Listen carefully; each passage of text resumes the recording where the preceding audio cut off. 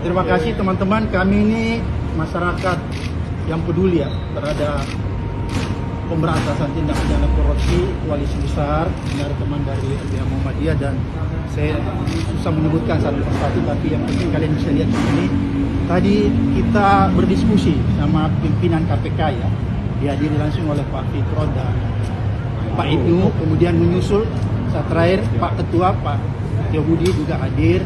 Kita mendiskusikan kasus yang sedang hangat, dan kebetulan kita membawa laporannya juga yang sudah dibuat oleh teman-teman koalisi, yaitu dugaan korupsi ya yang terjadi di proyeknya ya, saya katakan di proyek strategis nasional PIK 2. Jadi kita ingin KPK lebih konsentrasi ya, menelisik, melakukan investigasi terhadap proyek strategis nasional, karena kita melihat di dalamnya bahwa kuat dugaan telah terjadi tindak pidana korupsi di dalam penetapannya sebagai proyek strategis nasional.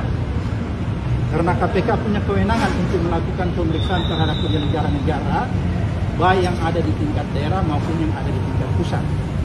Karena kita bisa duga bahwa penetapan PIK menjadi PSN itu tidak terlepas dari praktek kong kali kong, praktek suap menyuap, ya, dan lebih jauh kita bisa melihat bahwa di situ ada kerugian negara sebenarnya, pasal 2 kerugian negara.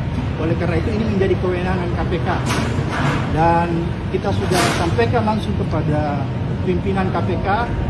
Data-data yang kita punya cukup banyak, kita sudah kolek dalam satu sistem, sehingga begitu dibutuhkan kita bisa langsung mendistribusikan kepada KPK untuk membantu KPK melakukan penyelidikan lebih cepat. Tapi kami yakin juga bahwa KPK juga pasti punya data yang cukup untuk melakukan yang namanya pembagian. Karena di sini ada beberapa teman-teman, mungkin nanti yang lainnya bisa lebih menyempurnakan apa yang kita diskusikan di dalam. Yang jelas kita melaporkan proyeknya ya, proyek strategis nasionalnya. Kemudian juga kita melaporkan tentang ada dugaan kuat terjadi suap menyuap gratifikasi di dalam penerbitan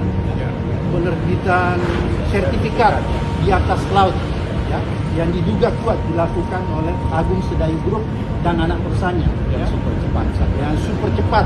Oleh karena itu kita meminta supaya KPK tidak usah khawatir memanggil orang yang merasa dirinya kuat selama ini, yaitu aguan.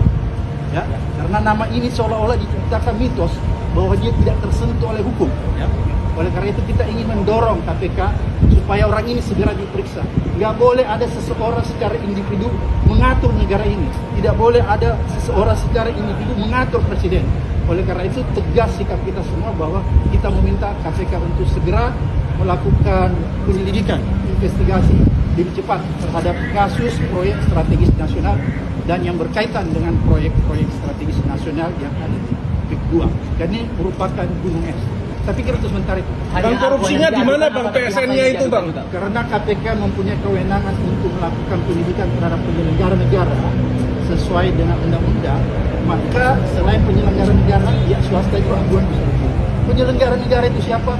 Mulai dari kementerian sampai aparat tingkat bawah di kabupaten, provinsi, maupun sampai yang paling jauh. Semua kita minta diperiksa. For more update, subscribe to our channel, click the show link and the Join Watching Then videos.